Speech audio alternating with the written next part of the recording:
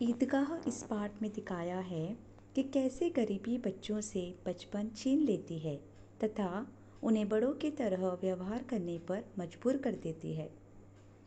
लेखक ने इस कहानी में समाज की गंभीर समस्या गरीबी का चित्रण किया है।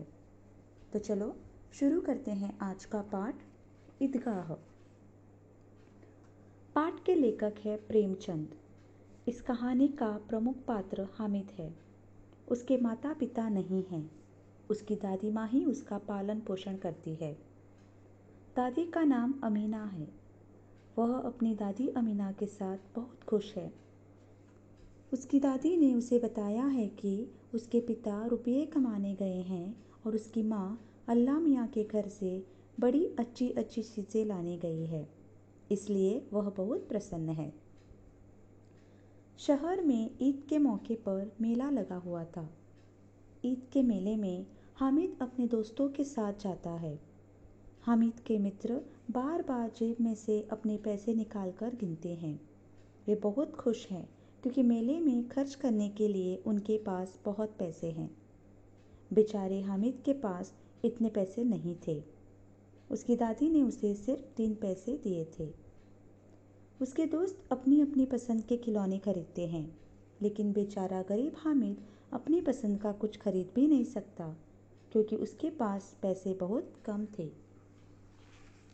नमाज खत्म होने के बाद लोग आपस में गले मिलने लगे, एक दूसरे को बधाइयाँ देने लगे।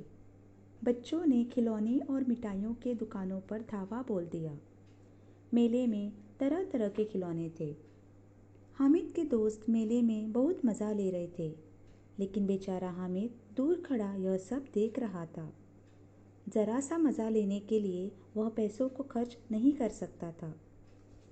उसके दोस्तों ने अपनी मनपसंद के खिलौने लिए। हामिद के पास कुल 3 पैसे थे। इतने महंगे खिलौने वह कैसे लेता? खिलौने के बाद मिठाइयाँ आती है। सब मज़े से मिठाइयाँ खा रहे हैं।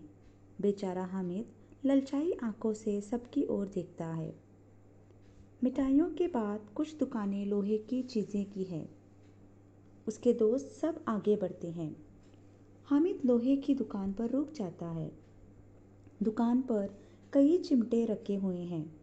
उसे ख्याल आया कि दादी के पास चिमटा नहीं है। तवे से रोटियां उतारती है तो हाथ जल जाता है। वह सोचने लगा कि अगर वह दादी के लिए चिमटा खरीदता है तो दादी बहुत खुश होगी। हामिद अपनी दादी के लिए 3 पैसों से चिमटा खरीदता है। हामिद की चतुराई से प्रभावित होकर उसके मित्र उसके 3 पैसे के चिमटे को अपने खिलौने से श्रेष्ठ मानते हैं।